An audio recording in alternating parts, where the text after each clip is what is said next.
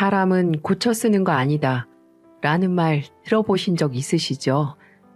예전에는 그런 말이 조금도 공감이 되지 않았는데 제가 막상 그런 일을 겪어보니까 옛말 틀린 게 하나도 없다는 생각이 듭니다. 사람 하나 제대로 보지 못한 제 선택 때문에 여러 사람에게 피해를 끼치고 말았네요. 누구한테 속 시원하게 말도 못하겠고 이렇게 사연으로나마 응어리진 제 속사정을 풀어보려고 합니다. 전 30대를 훌쩍 넘기고 나서야 제 짝을 만났습니다. 솔직히 그 전까지는 결혼에 대한 큰 관심이 없었거든요. 직장을 다니면서 필요한 돈 벌어서 쓰고 하고 싶은 일 하면서 사는 혼자의 삶도 괜찮다 싶었죠. 하지만 아는 언니 결혼식에서 알게 된 그 남자는 그런 제 결혼관을 뒤흔들었습니다. 듬직한 덩치에 시원시원하게 생긴 얼굴까지 딱 제가 그리던 이상형의 외모였죠. 게다가 서글서글하면서 남자다운 성격은 무척 매력적이었어요. 그런 제 속마음이 겉으로 티가 났을까요? 그 남자는 결혼식 뒤풀이 자리에서도 제게 가지런한 일을 내보이며 매력을 풀풀 풍기는 겁니다. 처음 뵙겠습니다. 전 박일경이라고 합니다. 네? 아, 예, 전 나연이라고 해요. 이름이 굉장히 예쁘시네요. 정말 반갑습니다. 사실은 제가 아까 식장에서부터 연희 씨를 쭉 보고 있었거든요. 네? 아니, 왜 저를... 연희 씨가 다른 친구분들에 비해 키가 좀 크시더라고요. 그래서 그런지 제 눈에 확 들어오더라고요. 사실 키 큰 여자가 제 이상형이거든요. 네? 그 남자가 깜빡이도 켜지 않고 제 마음속으로 확 들어오는데 엄청 당황스러우면서도 기분이 그렇게 나쁘지 않더라고요. 그게 우리의 첫 만남이었어요. 그렇게 우리 두 사람은 따로 만남을 가졌고 서로에게 이끌려 금방 연인이 되었습니다. 어찌 보면 결혼식에서 만난 소중한 인연인데 이렇게 제 인생을 말아먹을 놈이라고는 그때는 미처 알지 못했습니다. 천사의 얼굴을 하고 쓰레기 같은 짓을 하는 두 얼굴의 나쁜 놈이었는데 말이죠. 그 사람은 큰 헬스장을 여러 개 운영하는 사업가였어요. 그 꿈을 위해 헬스 트레이너부터 시작했고 밑바닥에서부터 지금까지 차근차근 성장했다고 말했습니다. 외모나 성격도 제 마음에 쏙 들었지만 그런 성실한 모습도 참 든든해 보였습니다. 이런 남자라면 평생 함께해도 될 것 같다고 확신했죠. 전 그 남자와 미래를 약속할 정도로 깊은 사이로 발전했고요. 주변 사람들에게도 결혼을 전제로 만나는 사이라고 소개를 시켜주었죠. 그런데 생각지도 못한 사건은 그 이후에 터지고 말았습니다. 제가 학창시절 때부터 친하게 지내는 친구들 모임이 있었는데 그 자리에 처음으로 남자친구를 데리고 간 날이었죠. 서로 인사를 시켜주고 화기애애한 분위기가 한창 무르익고 있었죠. 그런데 친구 몇몇이 제가 화장실에 있는 줄도 모르고 남자친구에 대한 험담을 늘어놓는 게 아니겠습니까? 예, 연희 남자친구 좀 이상하지 않아? 그치? 나도 느꼈는데 너도 느꼈니? 그래, 그 남자 말하는 것도 좀 느끼하고 눈빛이나 행동이 좀 그렇지? 맞아, 뭐라고 해야 하나? 허세도 좀 심하고 자뻑도 못 말리겠던데? 무슨 자기 사업이 대단한 업적이라도 된 듯이 그렇게 쉬지 않고 떠드냐?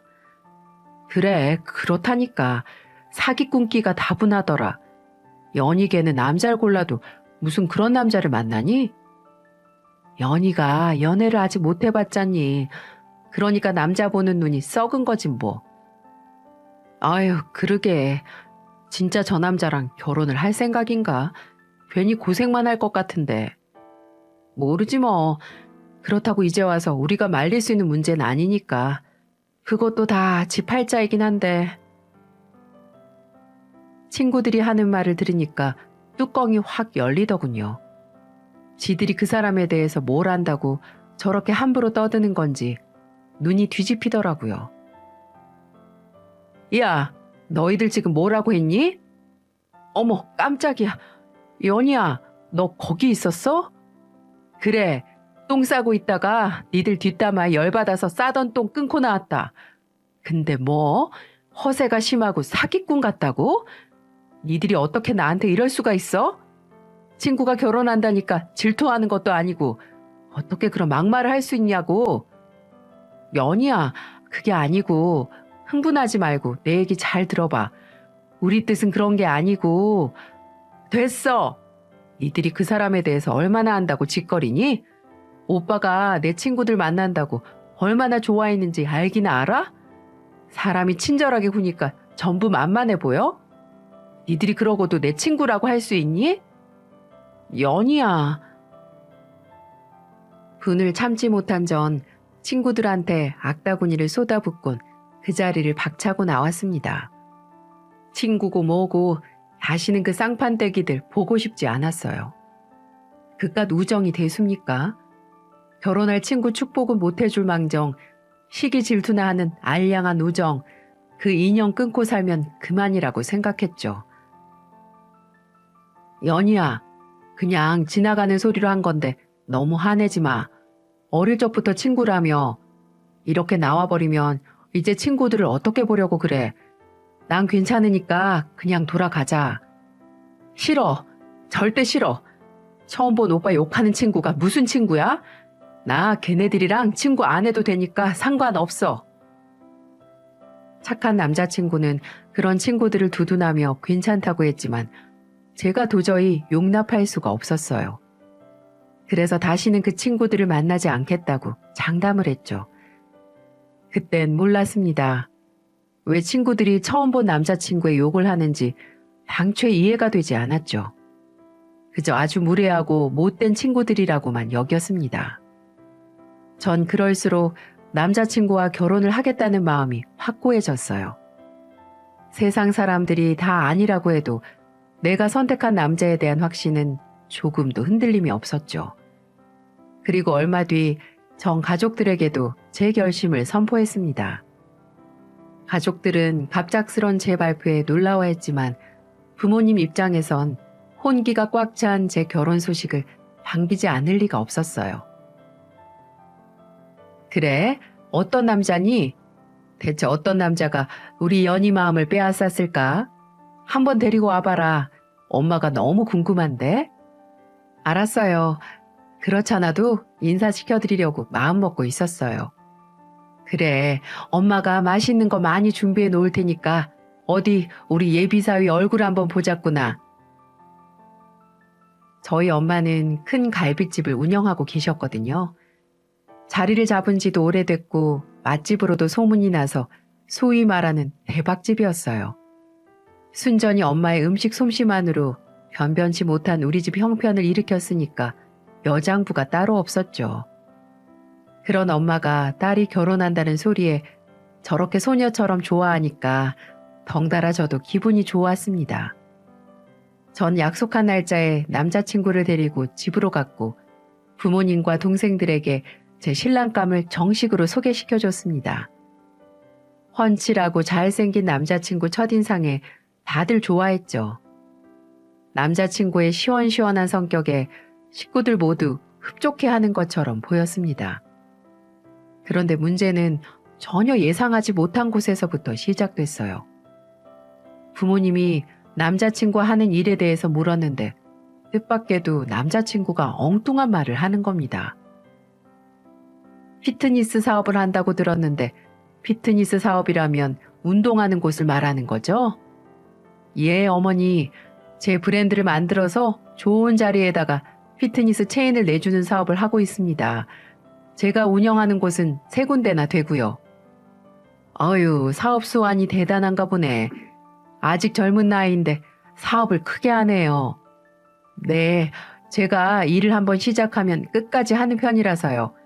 주변 사람들이 그런 말 자주 합니다. 피트니스 체인 사업이라는 게 쉬운 사업은 아니거든요. 그래요. 대단하네요. 혹시 어머님도 생각 있으시면 투자해 보시는 건 어떠세요? 네, 투자요? 제가 하는 사업에 지분을 가지시면 평생 노후 걱정은 하지 않으셔도 될 겁니다. 초면에 이런 말씀 드리는 게 어떨지 싶지만 저 하나 보고 투자금 넣으신 분들이 꽤 되시거든요. 제가 워낙 운영이나 영업을 잘해서 다들 만족해 하시고요. 어머님이 결정만 하시면 제가 어떻게든 유리한 조건으로 맞춰드릴 겁니다. 아, 글쎄요. 저는 평생 음식 장사만 하던 사람이라 피트니스 그런 건 잘 몰라서. 모르는 분야니까 저를 믿고 투자하시는 거죠. 자금만 넣으시면 이익금이 따박따박 통장에 꽂히실 거예요. 그래도 투자 그런 건 좀 위험해 보이고 잘 믿질 않아서. 제가 그래도 어머님 예비 사위 자격으로 인사드리는 건데 위험한 사업을 권유하겠습니까? 그런 건 걱정 붙들어 매시고 저만 믿으시면 됩니다. 이 남자의 의욕이 넘쳤는지 부모님께 자꾸 사업 이야기를 하는 겁니다. 처음에는 그러려니 했던 부모님도 이야기가 계속 그런 쪽으로 흘러가니까 불편해하셨죠. 분위기가 이상해지는 걸 감지한 전 눈빛으로 남자친구를 말렸습니다. 그 와중에도 남자친구는 부모님께 한참이나 사업 설명을 하고는 겨우 자리에서 일어났죠. 아이고 어머니, 제가 일 얘기만 하면 이렇게 정신을 빠뜨린다니까요. 죄송합니다. 워낙 좋은 사업 아이템이라 소중한 사람들에게는 꼭 권유드리는 편이라서요. 너무 어렵게 생각하지 않으셨으면 좋겠습니다. 아니에요. 자기 일에 확신 갖는 모습이 좋아 보였어요. 다음에 또 봐요. 네, 어머니. 그렇게 말씀해 주셔서 감사합니다. 또 초대해 주시면 기쁜 마음으로 뵙겠습니다. 남자친구를 배웅하는 엄마의 표정은 그리 밝지 못했어요. 처음엔 좋은 인상으로 봤는데 계속 사업 이야기를 하는 바람에 점수를 다 깎아먹은 것 같았어요. 엄마, 아빠, 일경 씨 어때요? 마음에 드세요? 전 조마조마한 마음으로 부모님의 반응을 살폈습니다. 글쎄, 사람이 좋은 것 같긴 한데 뭐라 그래야 하나, 허황된 말을 너무 많이 한다랄까? 아니에요. 오빠가 사업에 너무 몰두해 있어서 그래요. 워낙 일에 빠져서 사는 사람이라 사업에 관련된 얘기만 나오면 꼭 저래요. 그래? 뭐 그러면 다행이긴 한데 처음에는 사람이 호감 가는 스타일이었는데 대화를 나누면 나눌수록 허풍이 좀 있는 것 같다는 생각이 들더라고. 사람이 진솔해야 하는데 그게 좀 마음에 걸리는걸? 그건 엄마가 오빠를 몰라서 그래요. 사람 처음 보고 전부 다 어떻게 알아요?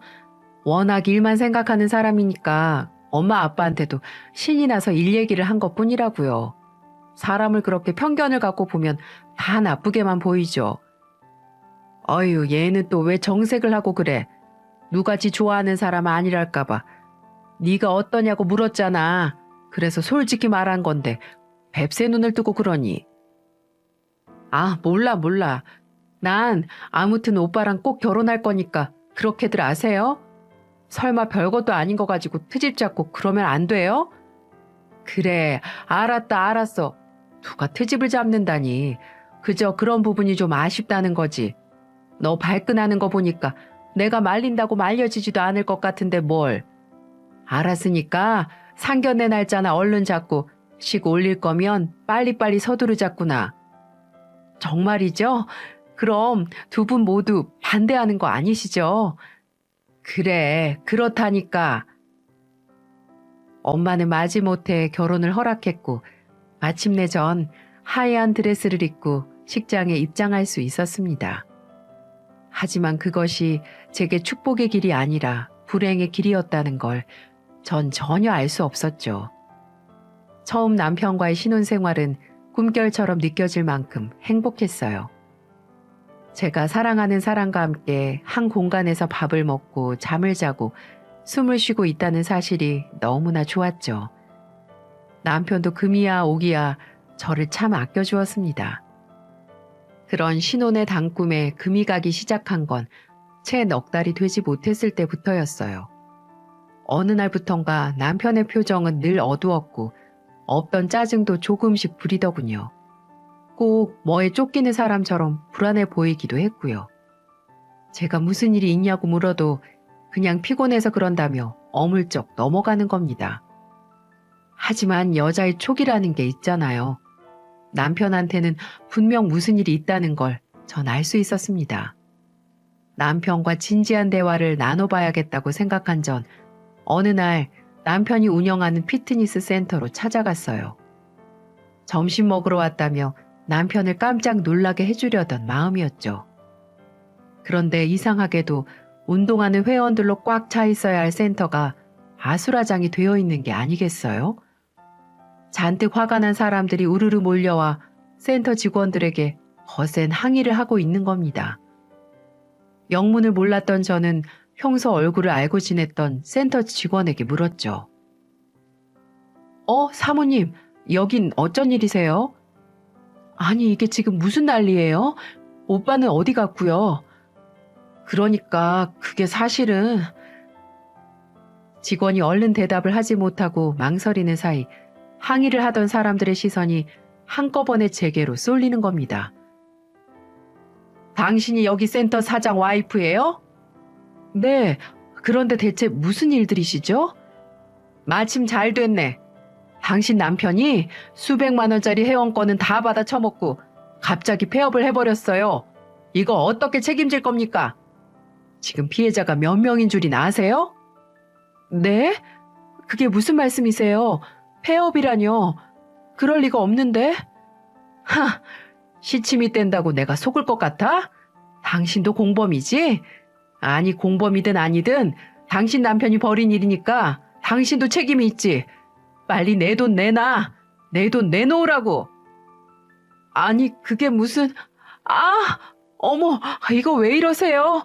이거 나요. 제가 어쩔 줄 몰라 하고 있는 사이 화가 난 사람들이 제 멱살이며 머리끄덩이며 쥐고 늘어지는데 정말 정신을 못 차리겠더라고요. 대체 이게 무슨 날벼락 같은 일인가 싶었죠. 폐업이라뇨. 아침까지만 해도 출근하는 남편을 똑똑히 봤는데 말입니다. 회원권 사기를 당했다며 난리를 피우는 사람들을 직원이 말려서 겨우 빠져나올 수 있었어요. 그리고 전 남편에게 전화를 걸었죠. 하지만 연락이 닿지 않는 겁니다. 전 남편이 관리하는 다른 센터에도 전화를 걸어봤는데 그곳도 분위기가 심상치가 않은 겁니다.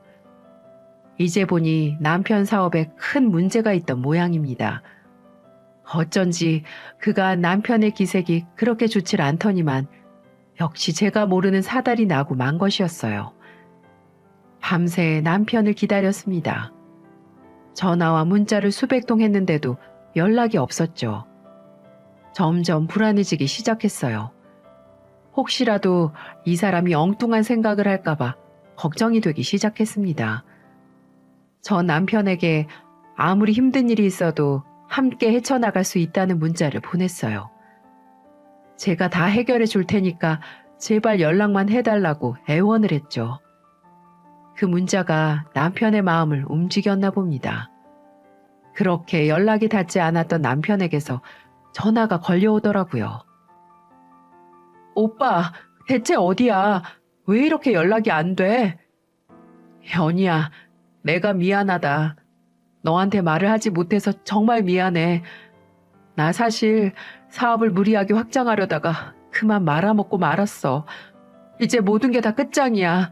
다시는 되돌릴 수 없을 거라고. 오빠, 알아. 무슨 일 일어났는지 나도 다 봤어. 일단 집으로 와.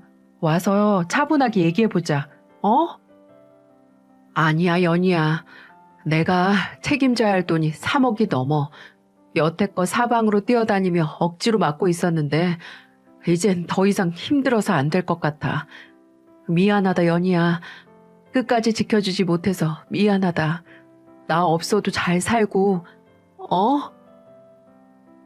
남편이 울먹이는 목소리로 그렇게 말하며 전화를 끊어버리더군요. 심장이 쿵 내려앉는 것 같았습니다. 그깟 돈이 뭐라고, 그깟 사업이 뭐라고 저렇게 나약한 말을 쏟아내는 걸까요? 불안이 극에 달한 저는 남편이 이상하다며 경찰에 신고를 했죠. 남편의 휴대폰을 추적한 경찰은 어느 허름한 건물 옥상에서 남편을 찾아냈습니다. 경찰 말에 따르면 남편은 옥상에서 술에 취해 널브러져 있었대요. 주변엔 소주병이 몇 병씩이나 굴러다니고 있었고요. 전 겨우 집으로 돌아온 남편에게 화를 냈어요. 오빠 정말 미쳤어? 정말 나 혼자 내버려 두려고 그랬어? 정말 그런 거야? 연희야, 그동안 나 너무 힘들었어. 그렇다고 너한테 내 무거운 짐을 지울 순 없잖아. 차라리 내가 안고 가는 게 맞다고 생각했어. 오빠, 내겐 돈보다 오빠가 훨씬 더 중요해. 왜 그건 몰라? 3억이라고 했지? 내가 어떻게든 마련해 볼게. 그러니까 헛된 생각하지 말고 있어. 연희야, 네가 어떻게 3억을 구한다고 그래? 엄마한테 얘기해 볼게.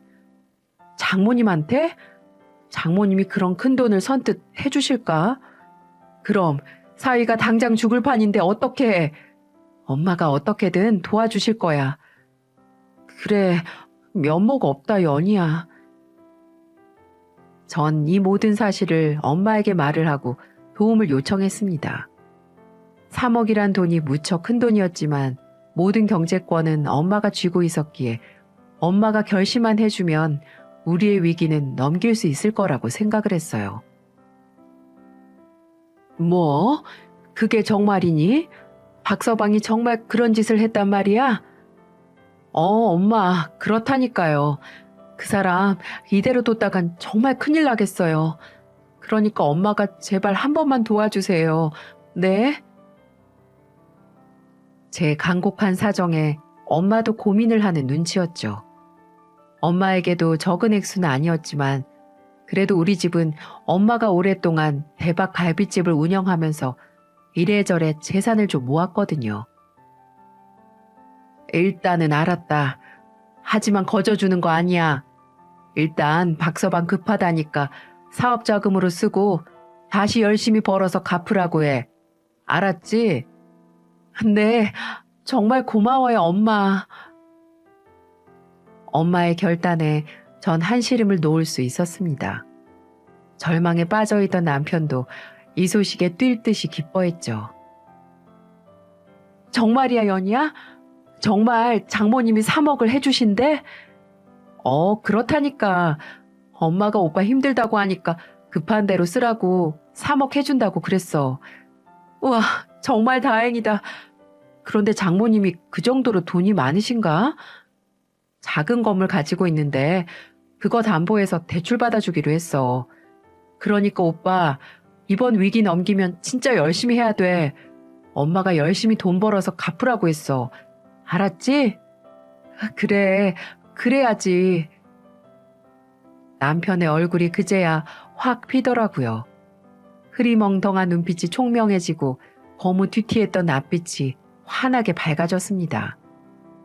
엄마에게 자금 수여를 받은 남편은 정리할 건 정리를 하고 치울 건 치우면서 사업을 재정비했어요. 그리고 이젠 속 시끄러운 일들도 잠잠해질 수 있었습니다. 아니, 박서방, 그게 뭔가? 아, 이거요? 장어예요, 어머니. 장어? 갑자기 웬 장어를 다 사왔어? 제가 아는 집이 있는데 장모님이 장어 좋아하신다는 게 생각나서 사가지고 왔습니다. 어서 드셔보세요. 어머니 맛이 아주 기가 막힌다니까요. 그 뒤로 남편은 자주 엄마를 찾아갔어요. 아니, 좀 더 정확히 말하자면 문턱이 닳도록 다녔다고나 할까요? 툭 하면 엄마 좋아하는 음식을 사들고는 가게로 가서 가게 일도 돕고 말동무도 해드리고 그랬죠. 처음엔 엄마에게 신세를 진 게 면모가 없어서 그런가 보다 했는데 가만히 보고 있자니까 너무 자주 가는 겁니다. 저한테 말도 없이 가는 일도 부지기수였고 어떨 때는 중요한 선약도 있고 엄마의 갈비집에 가서 하루 종일 시간을 보내고 오더라니까요. 참다 못한 전 남편에게 물었어요.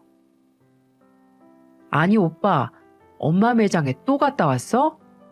아유, 이제 그만해도 돼. 무슨 3억을 얼굴 도장으로 갚을 셈이야? 그냥 고맙고 죄송스러워서 자주 뵈려는 거야. 이번 주말에 예약 손님 많아서 매장 바쁘시다는데 난 가서 도울 생각이거든. 너도 같이 갈래? 그렇게 마음을 쓰는 남편이 고맙기도 하고 안쓰럽기도 했습니다. 자기 나름대로는 엄마한테 그렇게라도 마음을 표현하는 것이 가상해 보이기도 했고요. 하지만 그건 저의 큰 착각이었습니다. 남편은 저와 함께 엄마의 매장에서 일을 돕고 있었는데요. 엄마한테 불쑥 이런 말을 꺼내는 게 아니겠어요? 어머니, 혹시 보충제라고 들어보셨어요? 보충제? 그거 운동하는 사람들이 물에 타먹는 거 말하는 거 아닌가? 네, 맞아요, 어머니. 잘 알고 계시네요. 그런데 갑자기 보충제는 왜 찾는데? 제가 실은 보충제 사업을 준비하고 있거든요. 이쪽 사업이 잘만 하면 아주 대박입니다, 어머니. 뭐? 자네 또 사업을 벌이려는 거야?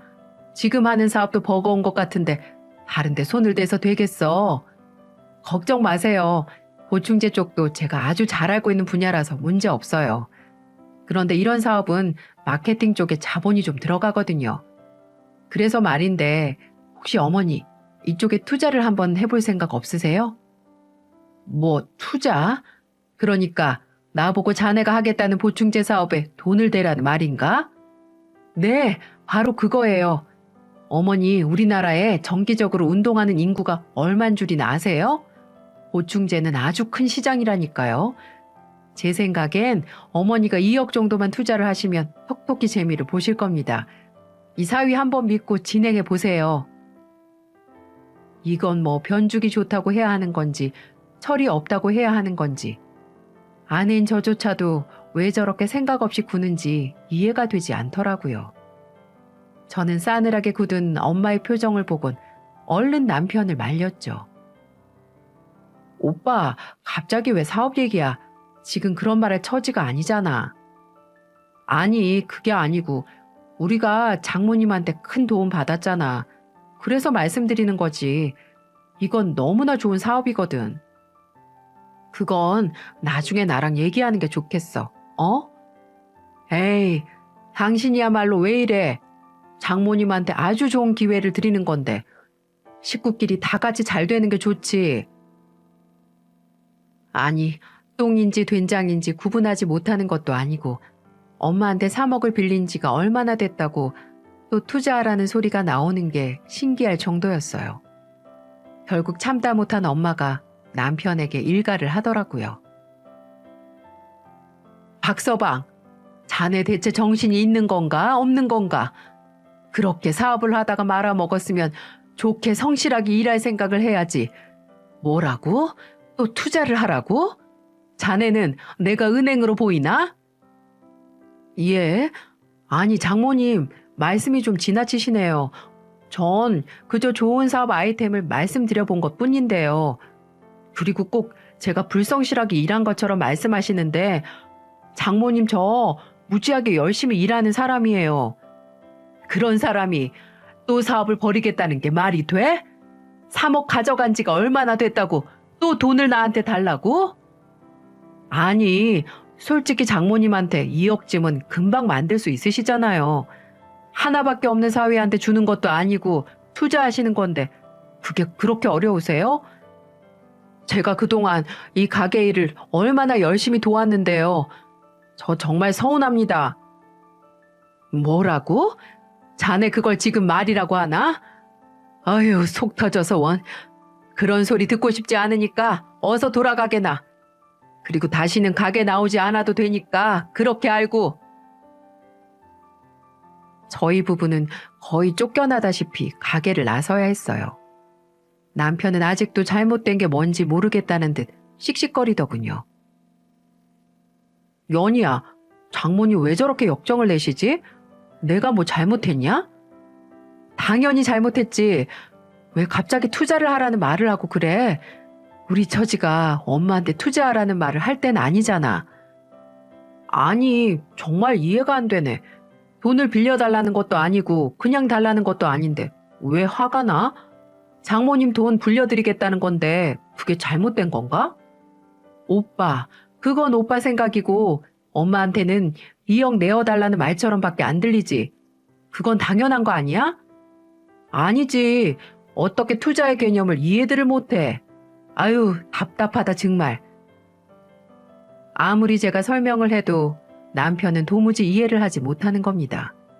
아니, 이해를 하지 못하는 건지 이해를 하지 않으려는 건지도 구분하지 못하겠어요. 남편은 그날 이후로도 엄마한테 투자를 하라고 종용을 한 모양입니다. 엄마가 격앙된 목소리로 제게 전화를 걸어왔어요. 예, 연희야. 박서방 뭐 잘못 먹은 거 아니냐? 나한테 자꾸 전화를 해서는 2억 내놓으라고 난리다. 박서방 대체 왜 저러는 거니? 내가 이런 상황에서 또 너희들한테 돈을 내놓아야 하는 거니? 아니에요, 엄마. 죄송해요. 저도 오빠가 왜 저렇게 고집을 피우는지 모르겠어요. 일단 진정하시고요. 제가 오늘 단단히 말을 해놓을게요. 정말 참담하더라고요. 남편의 눈에는 정말 엄마가 돈으로밖엔 안 보이는 모양입니다. 하지만 제가 아무리 말을 해도 남편은 제 말을 귓등으로도 듣지 않았습니다. 솔직히 장모님이 너무하시는 거 아니야?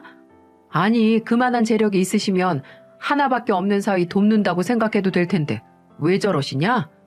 그깟 3억 한번 대주셨다고 생색내는 것도 너무 웃긴 거 아니야? 오빠, 무슨 말을 그렇게 해? 오빠 사업 망해먹었다고 좌절해서는 옥상에 올라갔던 거 벌써 잊었어?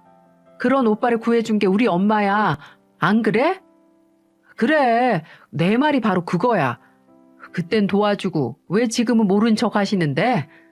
내가 장모님한테 투자 받으려고 장모님 가게를 그동안 얼마나 다녔냐. 그런데도 돈 얘기가 나오니까 저렇게 입을 싹 닫으신다. 참나. 뭐? 그럼 오빠는 우리 엄마한테 투자금 받으려고 가게를 나갔다는 거야? 그럼 당연하지. 투자를 유치하려면 그 사람 마음에 들게 하는 게 기본인데 그 정도는 해야 도리지. 그럼 내가 갈비라도 얻어먹으려고 다녔을까 봐? 그 사람 입에서 그런 말이 쏟아지는데 정말 온 정남이가 뚝 떨어지더군요. 대체 왜 이 사람이 이렇게 돌변해버렸는지 이해가 되지 않았어요. 그러고 보면 돈이라는 게 참 무서운 거라는 생각이 들더라고요. 그런데 더 큰 문제는 남편이 도무지 포기를 하지 않는다는 점이었습니다. 마치 엄마에게 돈을 받아내야 하는 게 자신의 일생일대 목표처럼 구는 거예요. 수시로 엄마에게 전화를 걸어 설득을 했고 엄마가 전화를 받지 않으면 가게로 찾아가 계속 투자 얘기를 한다는 겁니다. 정말 미치고 한장할 노릇이었어요. 남편은 제 이야기를 도무지 들을 생각을 하지 않으니 어떻게 해야 할지 난감한 상황이었습니다. 엄마가 그런 제게 이런 말을 하는 겁니다. 연희야, 너 이참에 박서방이랑 갈라서는 게 좋겠다. 이번 일도 그렇고 내가 아무리 봐도 너랑 박서방이 계속 살다간 화병으로 네가 일찍 죽고 말 거다. 뭐라고요? 그럼 이혼이라도 하라는 말이에요? 내가 박서방 처음 봤을 때 알아봤어야 했는데 처갓집에 처음 인사 와서는 투자 운운하고 그럴 때 이상하더라니까.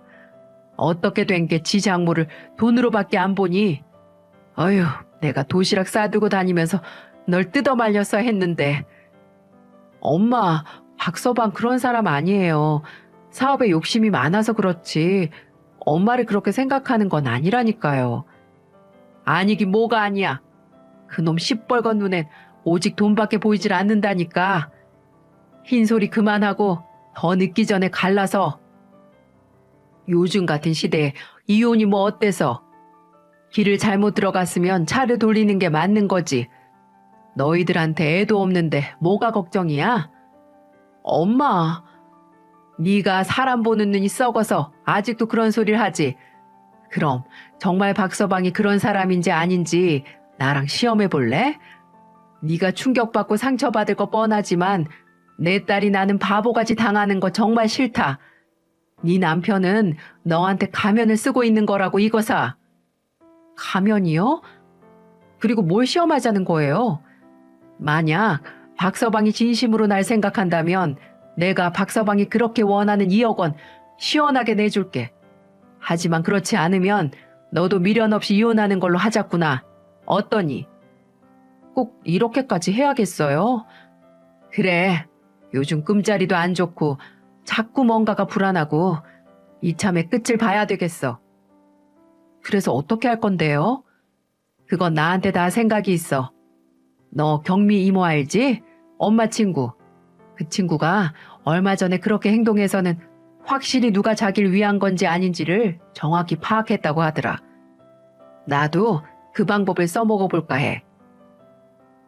남편을 테스트하려는 엄마의 계획은 이랬습니다. 남편에게 엄마가 교통사고를 당한 것처럼 꾸미고 어떻게 나오는지 지켜보자는 겁니다. 전 엄마의 유치한 테스트에 헛웃음이 나오더라고요. 아무리 돈에 눈이 먼 남편이라지만 장모가 크게 다쳤다는데 걱정을 하지 않겠습니까? 솔직히 은근 자존심이 상했지만 잘만 하면 남편 소원도 들어줄 수 있는 일이니까 옳다구나 싶었죠. 전 엄마의 제안을 받아들였고 남편에겐 엄마가 지나던 차에 치여서 다리를 크게 다쳤다고 거짓말을 했죠. 제 말을 들은 남편이 크게 놀라면서 안타까워하는데 딱 됐다 싶더라고요. 그리고 적당한 시간이 지나고 나서 남편을 데리고 엄마와 대면을 했죠. 그런데 남편이 휠체어에 앉아있는 엄마를 보고는 입꼬리를 싹 올리는 게 아니겠어요? 순간 제 온몸에 소름이 돋았습니다. 장모님, 이게 뭐예요? 다리를 거의 못 쓰실 지경이라면서요? 그렇게 됐어. 수술을 했는데도 신경이 손상돼서 어렵대. 아니, 그럼 식당은 어떻게 해요? 이제 일도 못 하시겠네요. 그렇겠지. 그럼 장모님, 이 가게 제가 운영할게요. 장모님은 푹 쉬시고 저희한테 물려주세요. 어차피 장인어른도 매장 운영해본 경험도 없으시니까 걱정 말고 저한테 맡겨두세요. 뭐라고? 자네는 지금 다친 장모 생각보다 이 가게 가져갈 생각부터 하나? 장모님 다친 건 어쩔 수 없는 거지만 여기 식당 운영은 여러 사람 밥줄이 걸린 거잖아요. 어떻게 보면 운이 좋으신 거예요. 매장 운영이 풍부한 사위를 두셨으니까요. 그럴 생각 없으니까 꿈깨. 휠체어를 타고 다녀도 내 가게는 내가 운영할 테니까. 뭐라고요? 아니, 사람들한테 다리 병신 됐다고 축하받을 일이 있어요? 그러면 가게 금방 망해요. 그냥 이참에 푹 쉬시라니까요. 아니면 요양병원 같은 데 들어가셔도 좋고요. 뭐라고? 자네 지금 말 다 했나? 그러니까 장모님, 사람이 베풀면서 살아야지. 이게 뭐냐고요? 사위가 그렇게 도와달라고 애원할 때 힘 좀 써주셨으면 이런 일도 없었을 거 아닙니까? 이거 보세요. 결국 불행이 장모님한테 돌아갔잖아요. 안 그래요? 전 제 귀로 듣고도 믿어지지가 않았어요. 남편은 마치 엄마가 다리를 쓰지 못하게 된 것이 고소하다는 듯 조롱 섞인 투로 악담을 쏟아냈습니다. 이 남자가 정말 내가 사랑한 그 남자가 맞는지 의심이 들 지경이었죠. 전 남자 하나 제대로 보지 못하는 썩은 제 두 눈을 파내버리고 싶은 지경이었어요. 당신, 지금 엄마한테 그게 무슨 말버릇이야?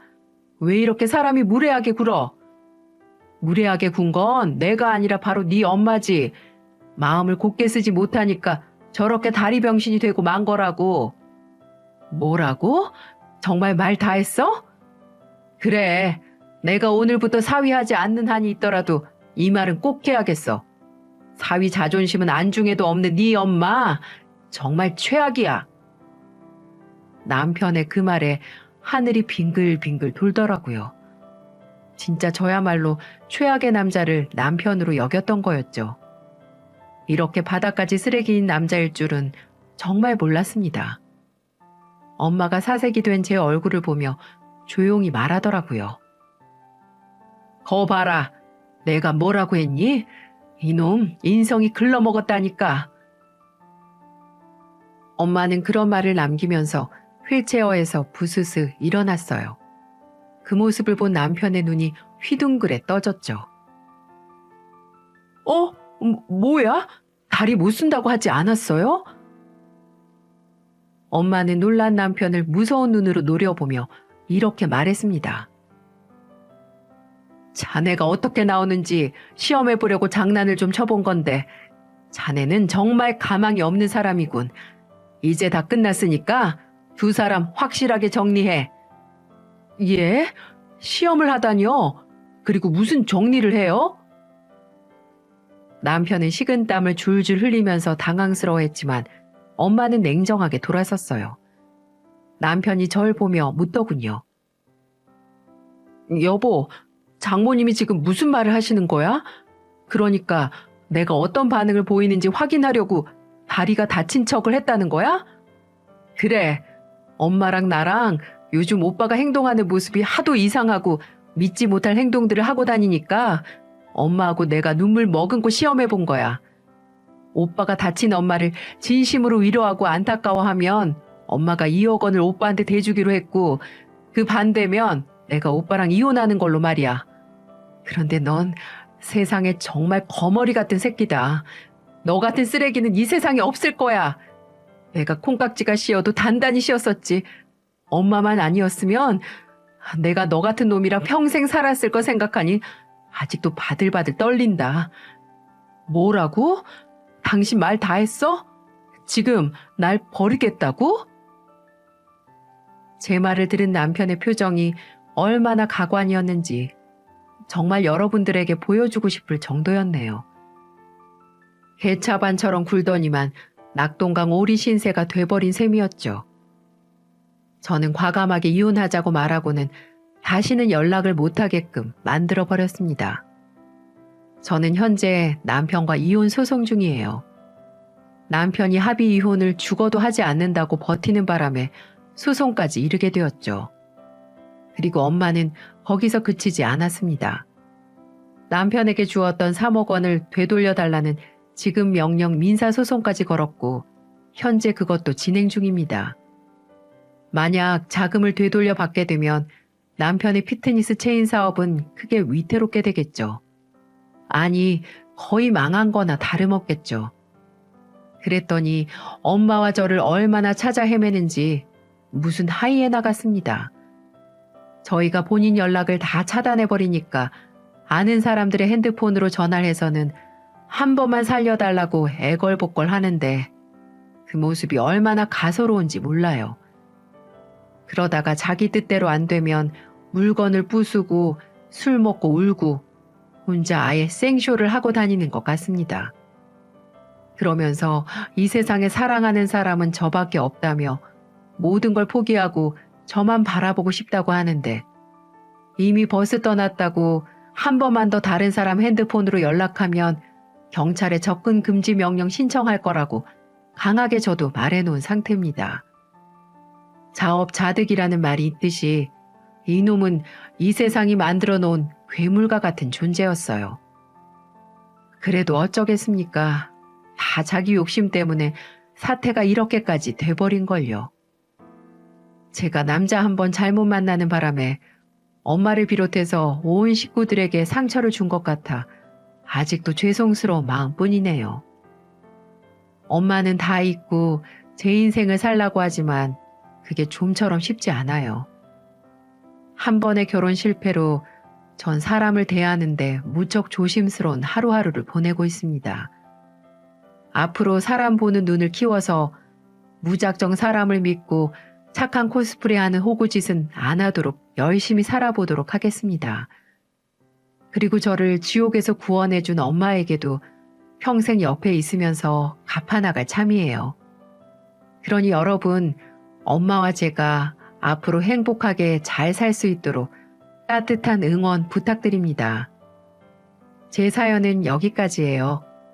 제 긴 사연 들어주셔서 감사드립니다.